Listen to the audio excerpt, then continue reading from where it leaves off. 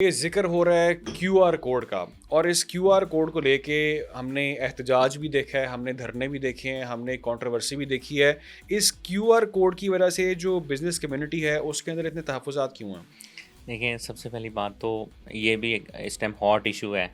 जो जो आपने अभी ये क्वेश्चन किया है, इस टाइम सबसे ज़्यादा अगर देखा जाए तो इस टाइम धरने हो रहे हैं, एफआईआर्स कट रही हैं और मतलब हर बिजनेसेस ये चीख रहा है कि भाई ये क्यूआर कोड क्यों लगाया है। ठीक है, देखिए, अगर कोई बंदा ये कहता है कि यार मैं आपके बिज़नेस को सिक्योर करना चाहता हूँ, ठीक है, और एक रूल के, देखिए ये हमारे दीन में भी है कि जो भी काम करना है लिखत पढ़त कर लो।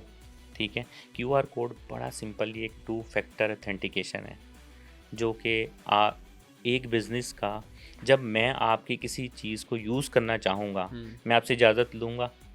ठीक है, आप मुझे इजाज़त दे रहे हैं, आपने अपनी मर्ज़ी से इजाज़त दी है, तो इट मीन्स कि अब मुझे इख्तियार है कि मैं आपकी चीज़ों का सही इस्तेमाल आपकी इजाज़त से कर सकता हूँ। ठीक है। तो ये क्यूआर कोड बेसिकली सिंपल एक ये वेक्टर है जिसमें एफबीआर ने ये फैसिलिटेट किया है और सिक्योर किया है तमाम बिजनेसेस को कि वो अपना डेटा जिसको भी शो करेंगे वो अपनी मर्ज़ी से करेंगे। क्योंकि इस टाइम इंटीग्रेशन का जब भीड़ चाल चली है ना, तो हर बंदा लोगों के अकाउंट एक्सेस कर रहा है और मतलब इनवाइसिंग प्रोसेस कर रहा है without getting their prior approvals.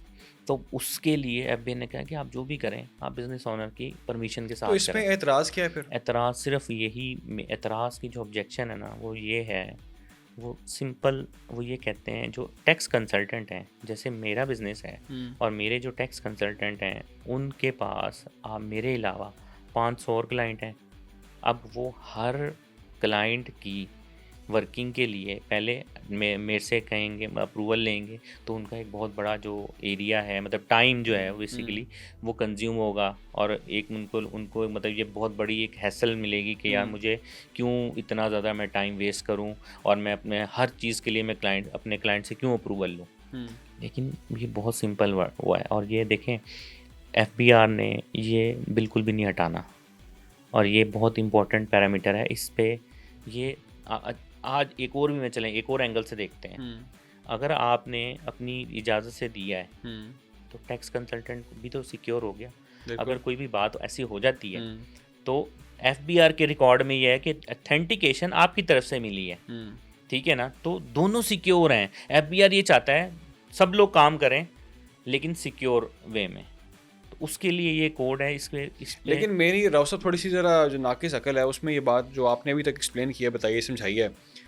QR code होता है जिससे आप परमिशन अगले से लेते हैं और फिर वो चीज़ आप देख सकते हैं, यूज़ कर सकते हैं। मिसाल के तौर पे मोबाइल के अंदर फंक्शन होता है, आपने किसी का क्यूआर कोड स्कैन किया, तो फिर आपने उसके इंटरनेट तक एक्सेस हासिल कर ली या आपने उसकी ऐप तक आप चले गए उसके क्यूआर कोड के ज़रिए। जी, तो ये चीज़ तो जैसा कि आप बता रहे हैं, फिर तो ये बिज़नेस ओनर के फ़ायदे की चीज़ है। अगर वो आप टू वे ऑथेंटिफिकेशन उसकी हो रही है, उसके बाद वो चीज़ उस तक पहुँच रहा है। देखें, एक और ऑटोमेशन का स्टेप है इस पे, जो कि एफबीआई ने, हमने भी जितनी भी बात की है पहले, टैक्स आसान एप्लीकेशन है। वो एफबीआई ने आपके प्ले स्टोर या मोबाइल दूसरे जो एप्पल स्टोर है उस पे दे दी है। आप सिंपल वहाँ से डाउनलोड करें, डाउनलोड करके और अपने पास टैक्स आसान एप्लीकेशन को रजिस्टर करें और क्यूआर कोड स्कैन करें। ठीक है, इससे एक बेनिफिट तो ये हुआ कि आप आदी हो जाएंगे कि यार मेरे टैक्स के जो उसमें चीज़ें हैं, जो भी मेरी रिपोर्ट्स वगैरह हैं वो क्या हैं, हुँ। लायबिलिटीज़ क्या हैं, मेरे जो एफबीआर के साथ मामला चल रहे हैं वो कैसे चल रहे हैं। ठीक है। तो आप आजकल का इतना बिजी शेड्यूल है, किसके पास टाइम है, वो कहता है ठीक है जो मेरे टैक्स कंसल्टेंट ने कर दिया वो कर दिया वो कर जनाब। दिया। अब बिजनेस ओनर के पास वो कहते हैं आप एटलीस्ट आप देखो तो सही कि चल क्या रहा है। हुँ। तो वो उन्होंने दे दिया कि आप ये करें। और दूसरा, देखिए, आप एक ऑनर है, मैं बैठा हूँ, आपने जो टैक्स कंसल्टेंट है रोज़ रोज़ तो उसने वो नहीं करना। उसने जब भी प्रोसेस करना है उसने कहना है जी मैं आपका अकाउंट एक्सेस करने जा रहा हूँ, आप अपने चेक उस पर क्यूआर कोड आएगा वो दे दीजिएगा, वो हो जाएगा। ठीक है। स्कैन करेंगे वो प्रोसेस इजीली हो जाएगा। तो ये भी एक समझ लें कि एडिक्शन वो ऐसा ऐसा बिजनेस ओनर को दे रहे हैं कि आप अपने बिजनेस को चेक करें, मॉनिटर करें, रिपोर्ट्स चेक करें, अपने टैक्स आसान एप्लीकेशन डाउनलोड करें और देखें कि क्या लेना देना आपका चल रहा है। हुँ। ठीक है, यानी कि इस पे एहतजाज धरने नहीं बनते, बल्कि इसको समझना चाहिए। ना तो इमोशनल होने की ज़रूरत है हुँ। और ना हाइपर होने की ज़रूरत है। हुँ। रिलैक्स होके आप सपोर्ट करें, क्योंकि सपोर्ट करेंगे और सपोर्ट करेंगे तो ही बेहतर है। ट्रस्ट प्रोसेस का हिस्सा बने आप। एग्जैक्टली। अच्छा, मैं एक और चीज़ वो ये राव साहब, चले हम मान लेते हैं कि इसकी जो प्रोसेस है डिजिटलाइजेशन का ये हो जाता है, इसकी इम्प्लीमेंटेशन हो जाती है, जैसा कि हम एक थर्ड गियर पे चलते हैं, एक स्टेप आगे चलते हैं, तो जो कंसल्टेंट है, जो लीगल एडवाइज़र है, जो टैक्स कंसल्टेंट है, वो फिर कहीं इसमें ऑब्सोलीट तो नहीं हो गया? यानी कि क्या ये तमाम तरह जो एंटी टैक्स कंसल्टेंट या उसको कोई रिमूव करने की तो चीज़ नहीं है ये सारा प्रोसेस? देखिए, आपने भी दुखती रग पे हाथ रखा है, बहुत अच्छा क्वेश्चन है ये आपने रेज़ किया है।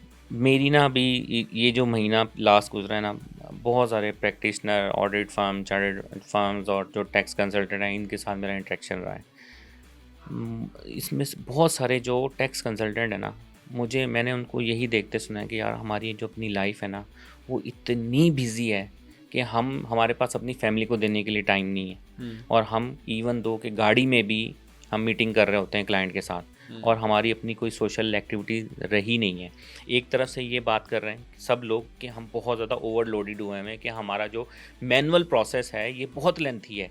आप खुद ही कह रहे हैं कि मेरे पेट में दर्द है, और आप अगर FBI ये कहता है ठीक है मैं इसकी दवाई भी दे रहा हूँ, और आप कहते हैं नहीं मैंने नहीं लेनी और मैंने एहतजाज ही करना है। ठीक है, हर बंदा इस टाइम ओवरलोड हुआ है। FBR फैसिलिटेट कर रहा है तमाम इस इकॉनमी को, इस कैटेगरी को, जो कि टैक्स ऑडिट कंसल्टेंट प्रैक्टिशनर हैं, कि आप ऑटोमेशन प्रोसेस अडॉप्ट करें, अपने आप को रिलैक्स करें और अगले इस लेवल पे जाके सोचें। लेकिन सबसे मेन पॉइंट क्या है, वो है ट्रांसफॉर्मेशन, जो कि हर इंडिविजुअल को करनी है। अपने आप को ट्रांसफॉर्मेशन का पार्ट बनाना है। ट्रांसफॉर्मेशन का पार्ट ऐसे है कि एक बंदा सिंपल बुक लेके, खाते लेके बैठा हुआ है, वो टैक्स कंसल्टेंट भी है, और लोग जा रहे हैं, मीटिंग कर रहे हैं, वो दौर ख़त्म हो गया। ऑटोमेशन का प्रोसेस अडॉप्ट करें, ठीक है, तमाम बिजनेसेस ऑटोमेट हो गए, आपकी अप्रूवल्स पे हर चीज़ चली गई। आपका जो क्लाइंट है वो पहले उसके तमाम डेटा एंट्रियाँ के लिए आप कर रहे होते थे, टैक्स कभी सही आ रहे हैं, कभी गलत जा रहे हैं, और उसमें डिलेज आ रहे हैं, इतनी ज़्यादा इसमें वो प्रॉब्लम्स थे। आज FBR ने वो सारे सॉल्व कर दिए। कैसे कि आप ही का क्लाइंट इनवाइस पास कर रहा है, टैक्स भी ऑटोमेटिकली कैलकुलेट हो रहा है, एनेक्चर C में डेटा खुद ब खुद जा रहा है, इनवाइसिंग खुद ब खुद सिंक हो रही हैं, आउटपुट की कुछ बनाने की आपको ज़रूरत ही नहीं पड़ रही, और सारा कुछ ऑटोमेट हो गया। अब टैक्स कंसल्टेंट का रोल मैं यहाँ पे ये कहूँगा डबल हो गया है, और उसकी जो ऑनरशिप है वो ज़्यादा बढ़ गई है।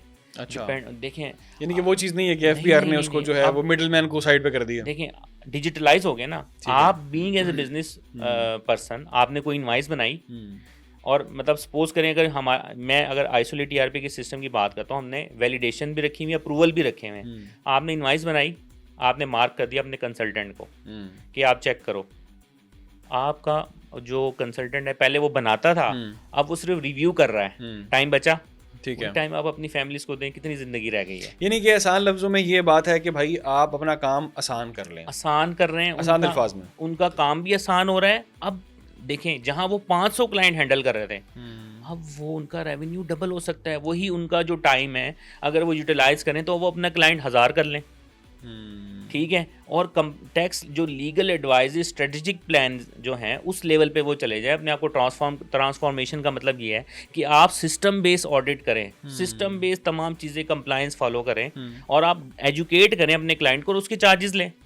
और सेकेंडली, अगर कोई बिजनेस ऐसा है, उसको वो कहता है यार मेरे पास इतना टाइम नहीं है कि मैं इन्वाइसिंग करूं, ठीक है, वो आपको इन्वाइस दे रहा है, आप उसी के पोर्टल से आप इन्वाइस करना चाह रहे हैं, आप मतलब यही ऐप यूज़ करें जो मैं आपको बता रहा हूँ, आइसोलेट ERP सिस्टम, इसी के थ्रू वो आप इनवाइस पास करें, उसके पास भी चली जाएगी नोटिफिकेशन कि वो देखेगा हाँ अप्रूव हो गया है। शाम को आप सिंक करें और डेटा आपका क्लोज हो गया। आपको मंथ एंड पे जो इतनी बड़ी प्रैक्टिस थी वो करने की जरूरत ही नहीं है, टाइम बच गया, आपका टाइम बच गया, काम आसान हो गया। बिल्कुल, आप अपनी फैमिली को टाइम दें, आप अपना रेवेन्यू इंक्रीज करें, रेवेन्यू बढ़ जाएगा, आपका टाइम बढ़ जाएगा, आपको बल्कि हर तरह से इसमें जो है वो बेनिफिट ही नजर आ रहा है, अगर आप प्रोसेस को जरा समझें। अच्छा, मैंने स्टार्ट में इंट्रो में बात मैंने की थी, वर्ड मैंने यूज़ किया था डिजिटल इकोनॉमी का। आजकल हमारे बड़ा ये लफ्ज़ चल रहा है, बड़ी इस पर बात हो रही है डिजिटल इकोनॉमी पे। ये जो आपने सारा इतनी डिस्कशन अभी तक की है, इससे इकोनॉमी को क्या फ़ायदा हासिल होगा?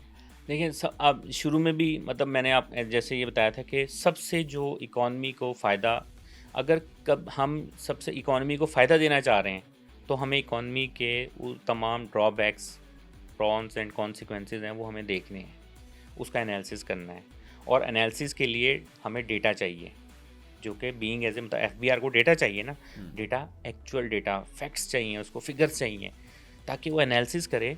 फिर गवर्नमेंट है, ठीक है, एक तरफ एफबीआर है, ये सब आपस में बैठ के ये देखेंगे कि ये डेटा आ रहा है, हमारा ये बिज़नेस सफ़र कर रहा है, इसको हमें प्रमोट करना है या इसको बेनिफिट्स देने, इकॉनमी को बेनिफिट्स देने। जब तब ट्रांसपेरेंसी आ जाएगी, हर बंदा टैक्स ब्रैकेट में आ जाएगा, सबकी आप अगर ट्रैक में एक इंडिविजुअल बंदा है, वो अगर उसका किसी को पता ही नहीं है कि वो भूखा मर रहा है या वो एक करोड़ों कमा रहा है, तो कोई गवर्नमेंट किस तरह से ये जज करेगी कि उसको क्या चाहिए?